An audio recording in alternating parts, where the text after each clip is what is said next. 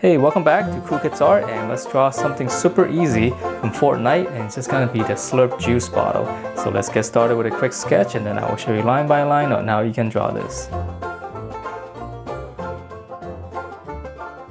Alright, so let's draw this, and this one's gonna be really simple.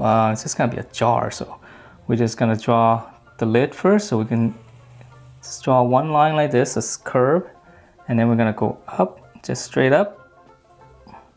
And then from there, draw the same curve as best as you can. Okay, and that's pretty much the lid. And it's gonna be in perspective. We'll draw the back side a little bit later. So from here, we're gonna start drawing the glass. So we're gonna just come down, just on both sides a little bit. And then, well, let's go ahead and finish up the lid then. So just on the end right here, just curve down a little bit. And that'll make it look 3D. And then from here, we're gonna go out, and then we're gonna just come down with a slight curve. And then whatever you do on this side, just try to repeat it on this side. So this is probably the hardest part, to make something symmetrical. Okay, and then from there, we're just gonna close this off. Okay, so that's pretty much the jar. So the trick to drawing the fluid inside is to leave a little space. So we're just gonna start here, because there's thickness to the glass, and we're just gonna come around.